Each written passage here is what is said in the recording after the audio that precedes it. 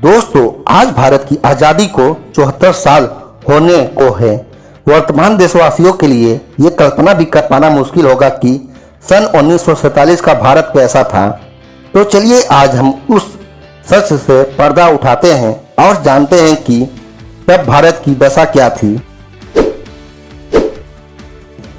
शिक्षता की बात करें तो आज़ादी के वक्त पूरे अखंड भारत में सिर्फ 12% लोग ही पढ़ और लिख सकते थे। पूरे देश में कुल 5000 हाई स्कूल और 600 कॉलेज और 25 यूनिवर्सिटीज थी। चलिए इसे थोड़ा सलीके से मुद्दे के मुताबिक समझते हैं।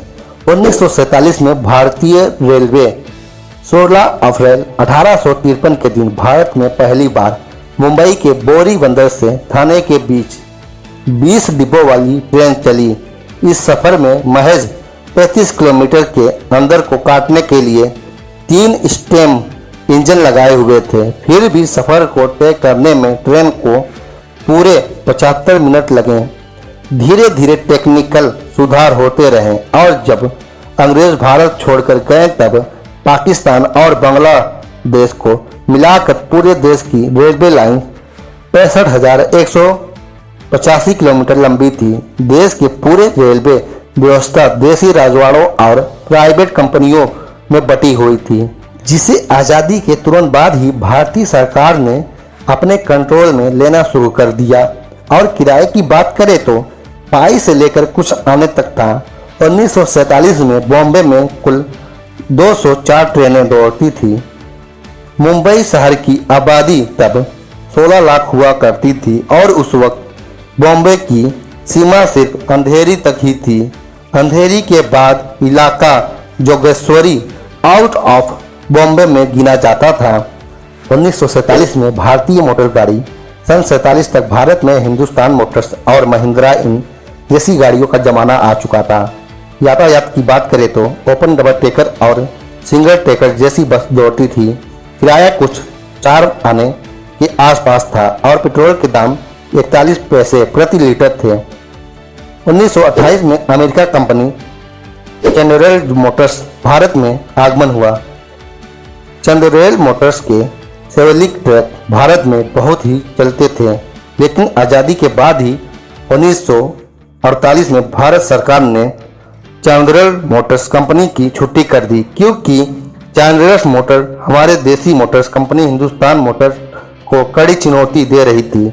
लेकिन इतिहास ने अपने आप को फिर दोहराया। 50 साल बाद हिंदुस्तान मोटर्स ने ओपन कार बनाने के लिए उसी जनरल मोटर के साथ ही मिलकर बड़ौदा के पास एक फैक्ट्री डाली।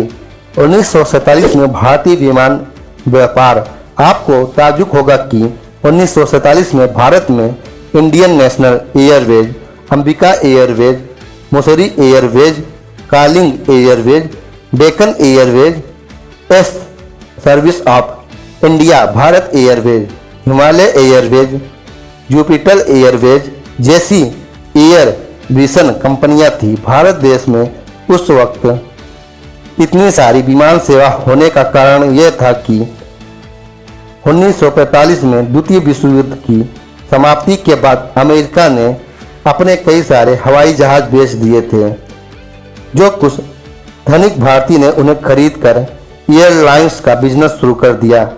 कंपटीशन इतनी तगड़ी थी कि ज़्यादातर एयरलाइंस घाटे में आ गईं। अब कुछ 8 एयरलाइंस को भारत सरकार ने राष्ट्रीयकरण करके एक नाम दिया था, जो नाम था इंडिया एयरलाइंस, और टाटा एयरलाइंस का तो नाम पहले से ही एयर इंडिया कर दिया गया था।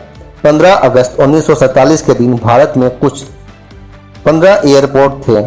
1947 में भारतीय मुद्रा, दोस्तों आज़ादी के वक्त भारत की करेंसी रुपया ही थी, पर आजकल सोशल मीडिया पर बताए जाने वाले उसके रेट सही नहीं हैं। सोशल मीडिया पर आमतौर पर ये मैसेज वायरल होते हैं कि तब भारत का 1 रुपया $1 के बराबर था, लेकिन वास्तव में सन 1947 में $1 बराबर 3.30 इंडियन रुपीस था और 1 पाउंड बराबर 3.33 इंडियन रुपीस था। बेशक रुपया आज के वैल्यू के मुकाबले बहुत ही ज़्यादा मजबूत था।